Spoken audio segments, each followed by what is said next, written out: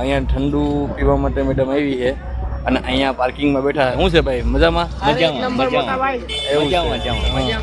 તો ભાઈ આપણા સબસ્ક્રાઈબર છે એ લોકો ભેગા થઈ ગયા, તો એ લોકો આપણો વિડીયો જોતા હોય તો ઘણા બધા લોકો મળ્યા ને ઘણા બધા લોકો મળ્યા, પ્લસ આપણે સ્માઇલ કરે તો આપણો વખત. ફ્રેન્ડ્સ, ગુડ મોર્નિંગ, જય શ્રી કૃષ્ણ, જય દ્વારકાધીશ. આઈ હોપ કે તમે બધા મજામાં હશો. જો વાગી ગયા છે સવારના 10 અને અમારે જવું છે જાનમાં. એમ કહો ને કે જાન તો નીકળી ગઈ, વરરાજો પણ જતો રહ્યો, કેમ કે તો આપણી રાહ જોવે નહીં.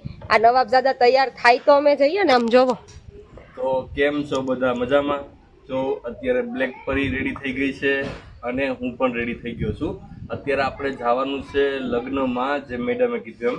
તો આજે જવાનું છે લગ્નમાં. મેડમ ક્યાં ઓલું બાયપાસ જ જવાનું છે ને? ભાલકા કે નહીં, બાયપાસ જવાનું કે ભાલપરાની બાયપાસની બેની વચ્ચે આપણે શું કહેવાય, લેવા સમાજ, પટેલ સમાજ જે છે ને એની એક્ઝેક્ટ બાજુમાં ત્યાં કોઈ વાડી છે, વાડીમાં આપણે મેરેજ માટે જવાનું છે.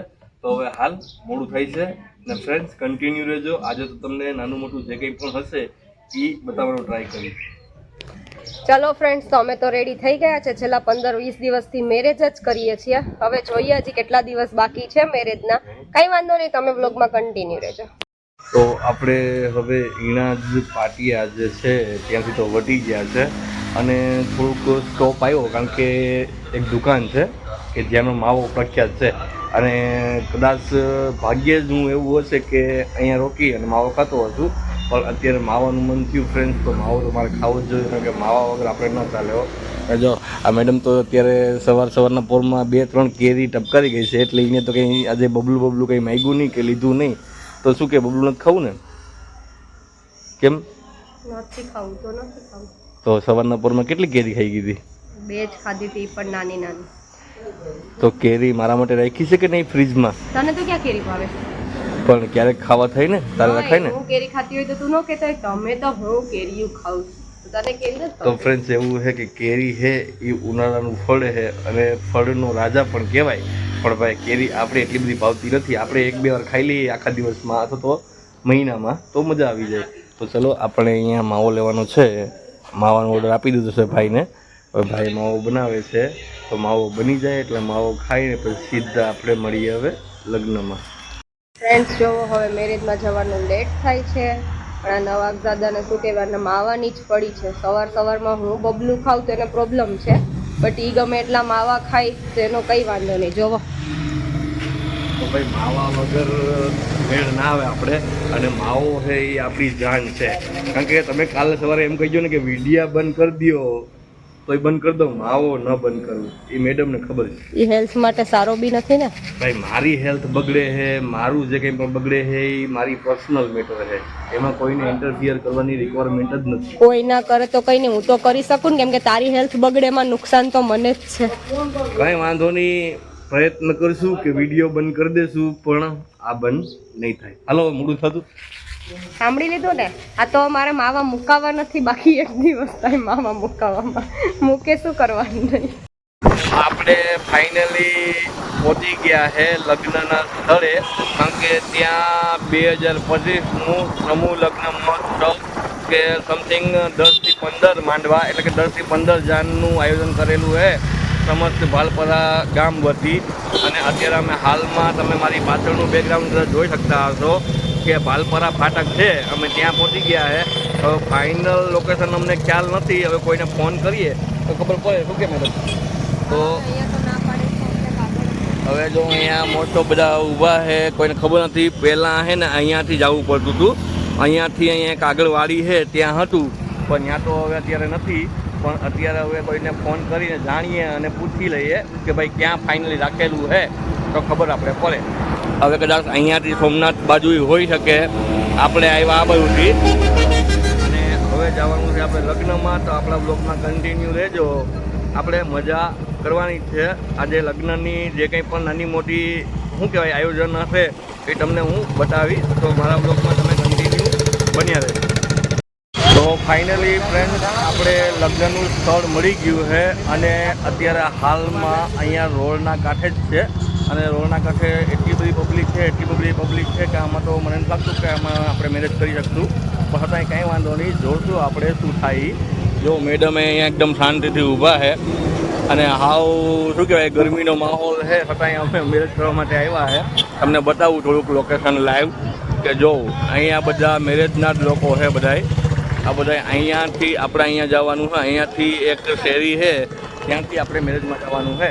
તો ચલો બ્લોગમાં કન્ટિન્યુ રહેજો, તમને લોકોને હું બતાવીશ કે અહીંયાનું માહોલ અને આયોજન કેવું છે, જોઈએ પછી ખબર પડે. તો ફ્રેન્ડ્સ આપણે હવે ફાઇનલી મંડપ તરફ જઈ રહ્યા છે અને અહીંયા એટલી બધી પબ્લિક છે કે હાલવાની પણ જગ્યા નથી મળતી. અને આ મેડમ જો જીદ કરે છે કે મારે અંદર જવું એટલે જવું. મેં તો કીધું કદાચ જોવા જાય હું આયોજન છે હું નહીં. તો જો ફ્રેન્ડ્સ અહીંયા મોસ્ટ ઓફ વરરાજાની ગાડીઓ પડી છે અને આયોજન છે એ અહીંયા અંદર એન્ટર થાય તો રાખ્યું છે એ લોકોએ.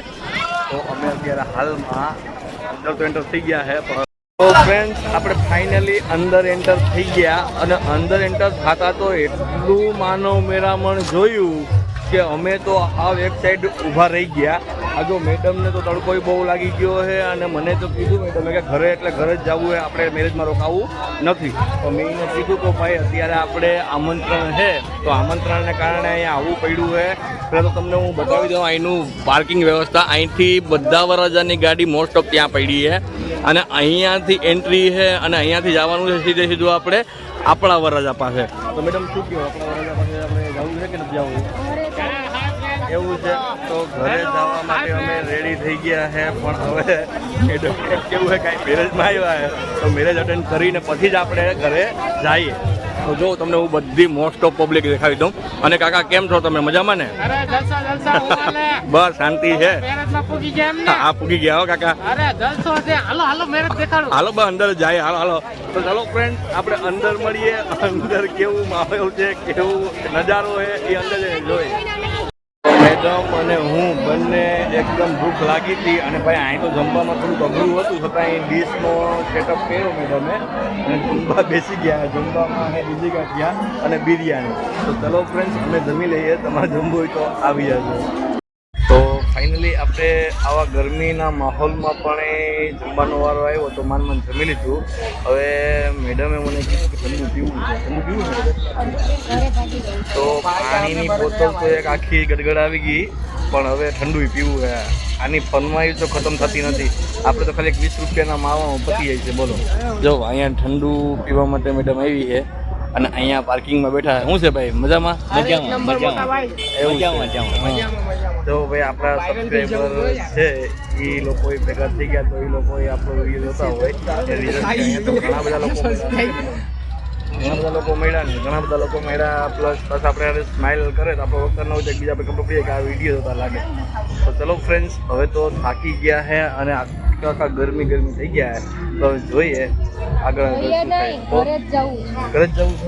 ભાઈ મેડમ ફાઇનલ થાકી ગયા છે એટલે હવે આપણે ઘરે જ જવું છે. તમારે રહેવું હોય તો રહો. આ માવો બાવો ખાઈ લો તો ઘરે જઈએ. તમારી માવાની ફરમાઈશ પૂરી નહીં થતી તો ખાવું તો પડે. માવો ખાયા વગરનું ના હાલે. હા તો ફટાફટ હવે માવો ખાઈને તો ચલો ફ્રેન્ડ્સ મળીએ આપણે હવે. ફ્રેન્ડ્સ ફાઇનલી અમે ઘરે પહોંચી ગયા. આ નવાબઝાદા અરે શું કહેવાય ઝઘડીને હું ઘરે લઈને આવી છું એને, કેમ કે ત્યાં તો રહેવાય એમ હતું જ નહીં, એટલી ગરમી થતી હતી. પૂછો આને શું થયું, જવું જ સમૂહ લગ્નમાં? ભાઈ સમૂહ મેરેજ છે એનું આયોજન થોડુંક વ્યવસ્થિત હતું. ત્યાં બીજો કંઈ પ્રોબ્લેમ નહોતો પણ પબ્લિક જ વધી ગઈ હોય ફ્રેન્ડ્સ તો શું થાય. ત્યાં પબ્લિક વધી ગઈ હતી અને અત્યારનું એન્વાયરમેન્ટ, કારણ કે અત્યારનું એન્વાયરમેન્ટ ગરમીવાળું અને વાતાવરણ બહુ અઘરું હતું.